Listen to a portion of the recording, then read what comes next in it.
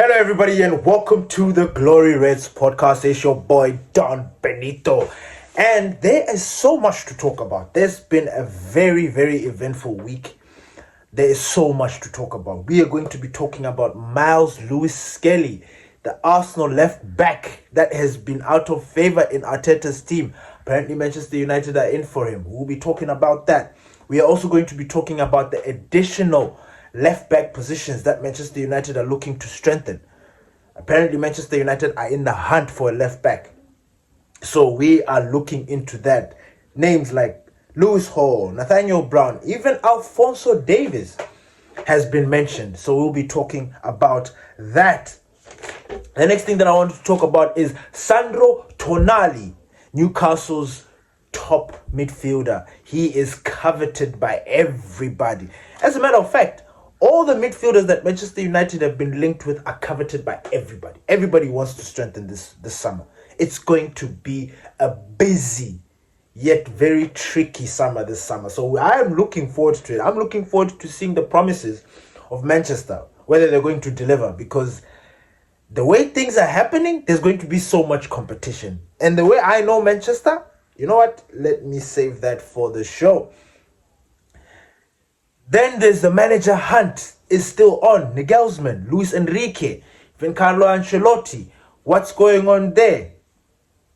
Aiden Heaven trains with the first team. What is that all about? And Yan Diamande is wanted by Liverpool. And now the stakes are high. It is now time for Manchester United to start reacting. Without further ado, ladies and gentlemen, let's get into it. Right. Miles Lewis-Skelly. This was a very interesting topic. This was a very interesting story that came out. And for a split second, I paused. I thought about the player. And I said, you know what? I would welcome Miles Lewis-Skelly at Manchester United. First of all, once he comes to Manchester United, he's going to get an uplift in followers. Now, we're not looking for followers, of course. But then there's that prestige that comes with Manchester United. There's that swagger that comes with Manchester United. Apart from that, because he's been out of favor at at Arsenal, it is very tricky to see why we would be wanting to go and take Arsenal's leftovers. But the kid is 19 years old, and when he was playing for Arteta in the beginning of the season, like last season, he was a top player. I remember playing against him and thinking not myself, but us, like as the team and everybody else. I remember when we faced him and I thought to myself, man, this kid is strong. This kid is, he does his job. The kid is playing as a left back, but his trade is a midfielder. He offered Arsenal that extra thing. There was this tactic that Pep Guardiola introduced, having your fullbacks tuck in to that midfield to support and help in that midfield situation. Lewis-Skelly is exactly that. He can play left back. He's been playing exclusively for Arsenal as a left back, but his trade is a midfielder. And I'm thinking to myself, okay, we've got Dogu, who's been bombing forward, doing his thing. We've got Luke Shaw, who's, I think, coming to the end of his career, like at Manchester. Like, he's now getting old. I think Manchester United are looking forward to the future. And I think he's slowly going to either be sold or going to go down the pecking order. He's just going to be a big-time player. I don't know. We're still yet to see this, because you never know what's going to happen with Manchester United. Maybe all of a sudden, Roberto Carlos, every time there is some sort of competition, his game just goes up. So if they're deciding to bring left backs and all that, what have you, next thing you know, Luke Shaw is like, you know what, as long as I'm fit. And Luke Shaw, when he's fit and he's protecting his position, oh my God, he is. So it will be interesting to see. However, Lewis-Skelly will be somebody that offers us a different kind of profile. When I think about that left back position and being able to play in the midfield, as Manchester United, we are looking for midfielders. This season, this coming season, next season, is about the midfield. We are looking to bolster that midfield, and he offers us a different dynamic. Being as a left back and as a midfielder, he can come in and tuck into those tight spaces and offer us options in that midfield. I think Miles Lewis-Skelly is a very good signing. Yes, it's coming from our rivals. Yes, maybe Arsenal might win the Premier League and he might decide otherwise to stay. But he's out of favour. And if Manchester United are willing, if the price is right, I say why not? I say why not? Why not go for him? But again, there's competition. Because apparently Manchester United are also in for Lewis Hall and Nathaniel Brown and Alphonso Davies. Now, Alphonso Davies, for me, I say stay away. His best years are already gone. He is now an injury-prone player. I do not want to see him at Manchester. He's a good player. On his day, and if he's fit and all of that, he can terrorize anybody. I remember him terrorizing the Champions League, the Bundesliga. He is exceptional. He is lightning quick. He's technically gifted. He is somebody that you would wish or want to have at your club. But I think his best days are past him.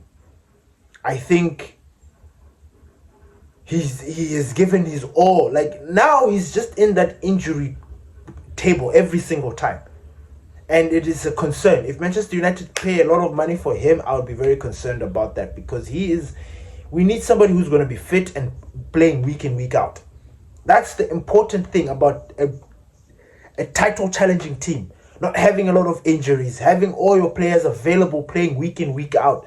That is important. So it will be very interesting to see who Manchester United go for.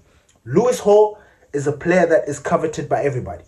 And it looks like this season, 3 teams, Man City, Arsenal and Manchester United, are all deadlocked for wanting the same players. Whether it is Baliba, Adam Wharton, Tonali, Elliot Anderson, Lewis Hall, all these players are coveted by these players, by these teams. So it's going to be very, very tricky. But I'm looking forward to seeing what's going to happen. I'm looking forward because I know Manchester United are kind of like divas in the transfer market. Maybe this season it will be different. Maybe we're gonna get that pull because we're definitely set for Champions League. But it is how teams are gonna be looking to come to Manchester. We'll wait and see about that. The next thing I want to talk about is Sandro Tonali. Now, Sandro Tonali, as you know, is a top midfielder for Newcastle. In fact, he's been a top midfielder ever since he was in AC Milan. That's why Newcastle... It was crazy at the time when Newcastle bought him because I was thinking to myself, why aren't the other top teams buying him? And I think when he arrived at Newcastle, I called that season the season of the 8 because that was the season where everybody was buying number 8. I think... Pep Guardiola had a very successful season playing Gundogan and who else? He had a very easy strategy, kind of forced people to do this thing. It was the year of the 8. Everybody was just buying number 8, except Manchester United, of course. But yeah, so Sandro Tonali apparently, Manchester United are expected to make a bid or a formal approach to Newcastle for this player. Now, these are very conflicting topics because we know that Bruno G is also another player that Manchester United are looking to get. So I don't know how this is going to be. Because first of all, Bruno Guimaraes is 28 years old. He doesn't fit the bill of what Ineos presented to us when they arrived. They will never sign a player that is over 25. Remember that. I will never forget because when they came in hot. Ineos, they came in hot. They were like, we're going to do this, we're going to do that, we're going to do this. So one of the things was the age. Now, I was concerned. I like Bruno Guimaraes. I love him. Like, you see what he brings to that team. It is, for Newcastle, you think to yourself, man, you could have this player. Maybe there's going to be an exception. Or maybe if the price is right, Manchester United will go and do the bid. Or will go and bid for the player. But they have said that they do not want to sign players over 25. I'm sure 26 is the limit, but they don't want to go any further than that. Bruno Guimaraes being 28 is a stumbling block. I don't know. I'm just saying what I know. I'm just saying what they've presented to us. So it is going to be very interesting to see how they navigate this. But then now they bring in Sandro Tonali. Sandro Tonali is actually younger, so he fits the bill. He's a top player. He has been doing exceptional for Newcastle this season. That box-to-box action, he is intense.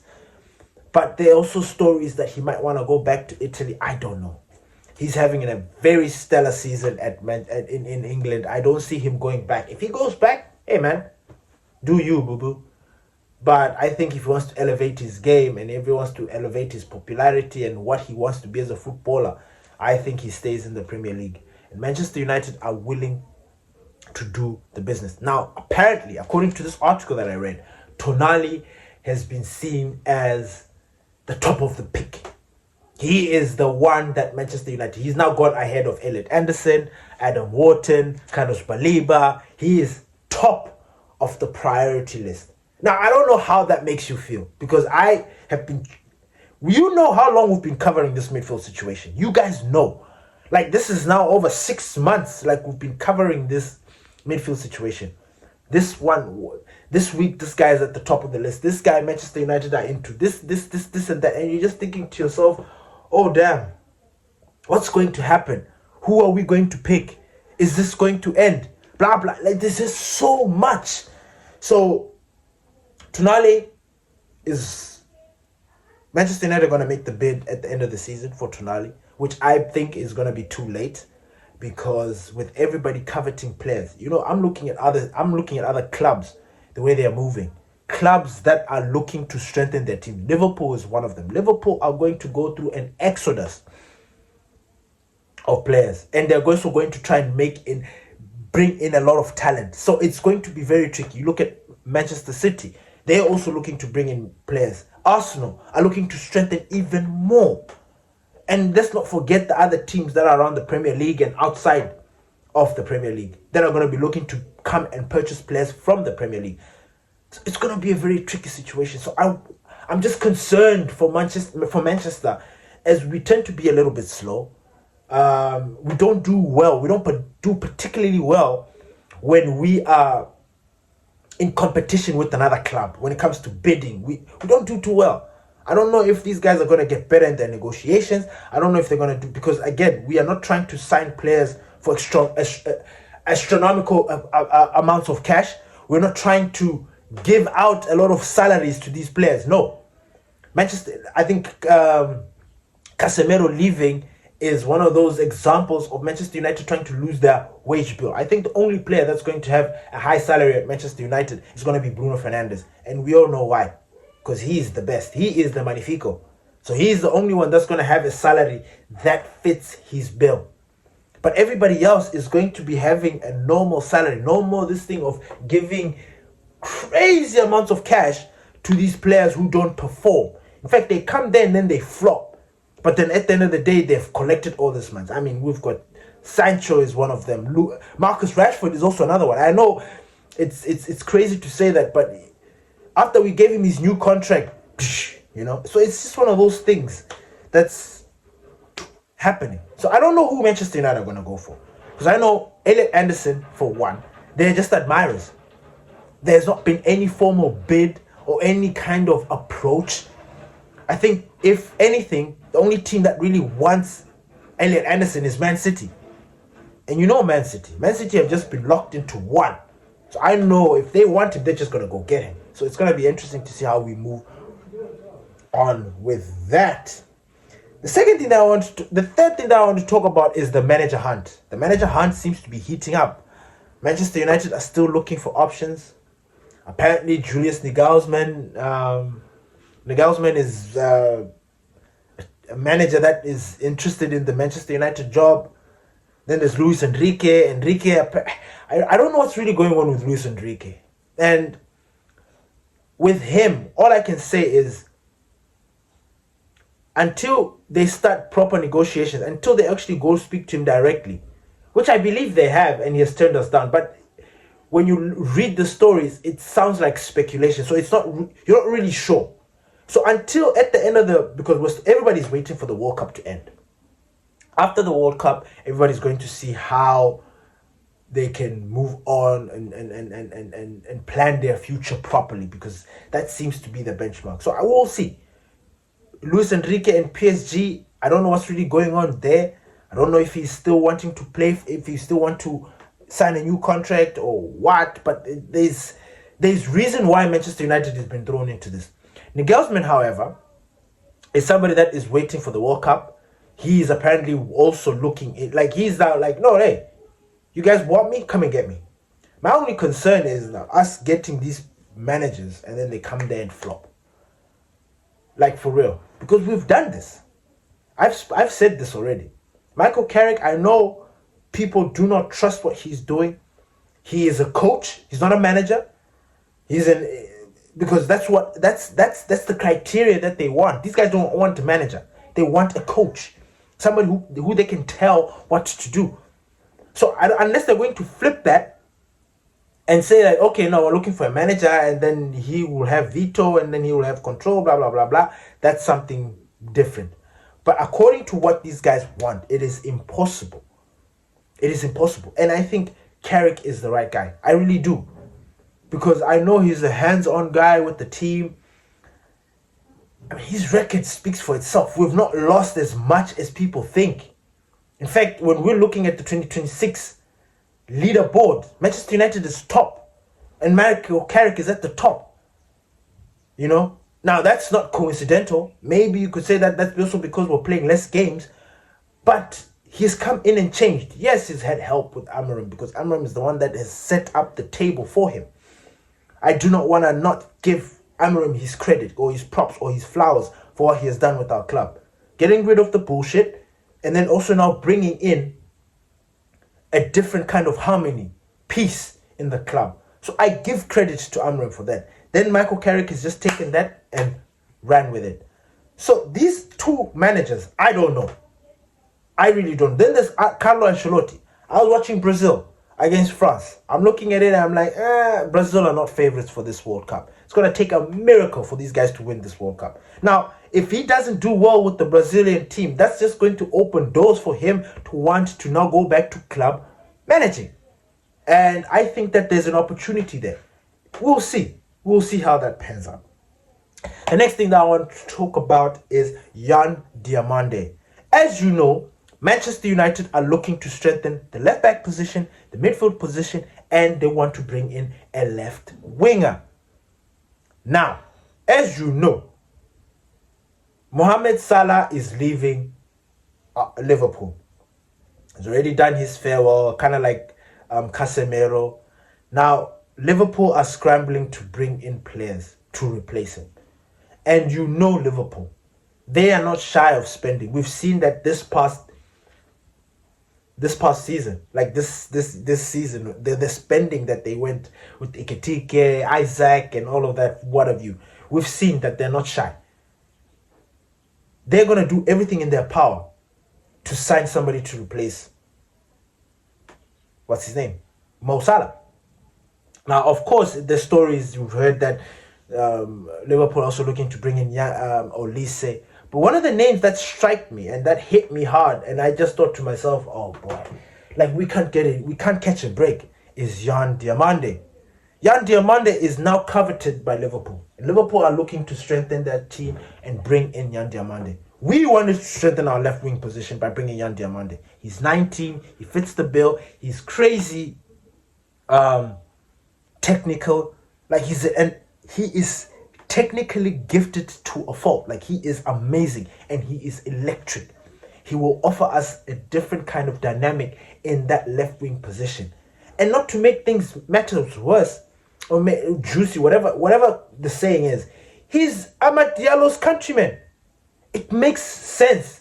We've seen it with all these other all these other clubs.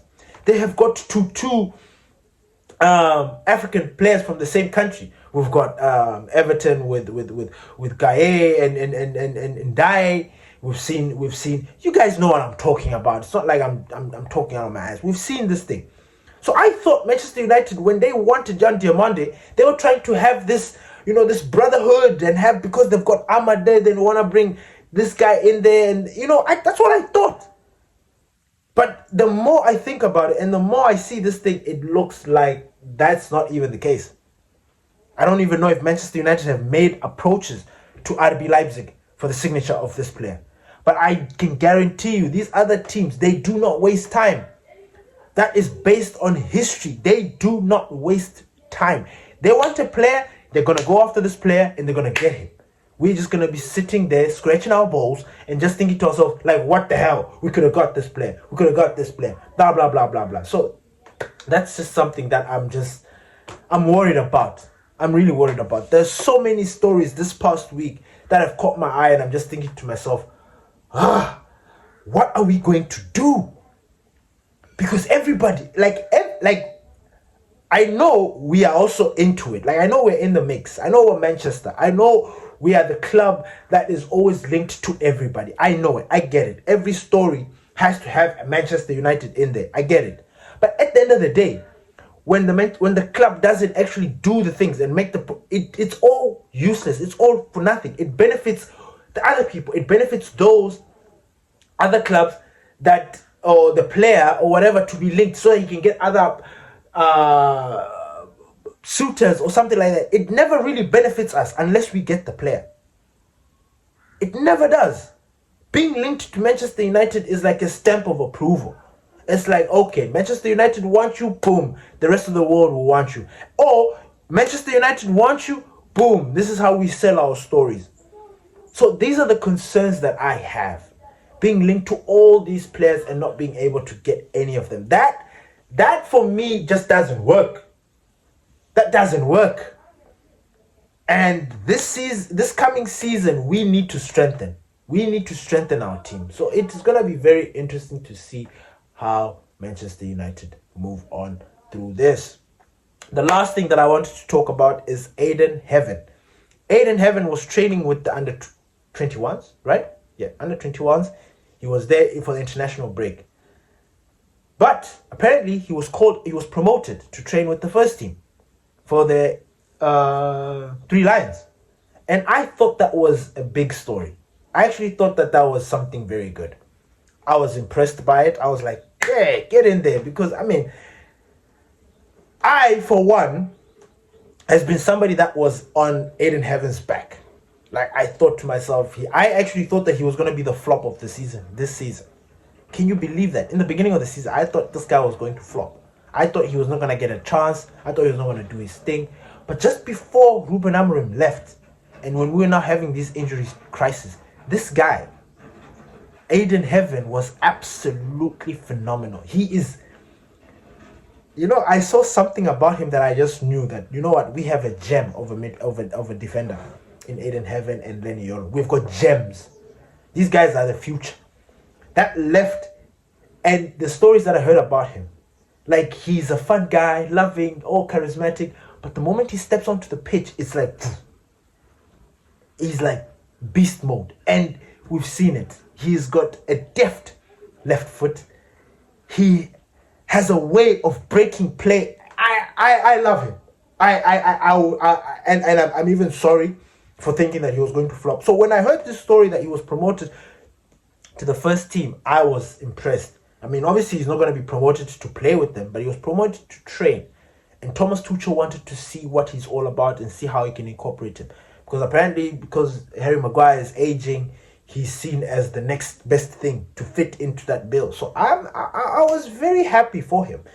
I'm very happy to see him get that promotion because, man, that boy is good. So tell me what you guys think. What's going on? Like, what do you guys prefer? What do you guys want to see? Because for me, I'm sort of like getting into panic mode because of all the signings and how everybody are looking to strengthen their teams and everybody being linked and the discussions that they're having. I'm reading these stories every single day and I'm just thinking to myself, hey, are Manchester United actually doing something about this, or they're just waiting for the World Cup and blah, blah, blah?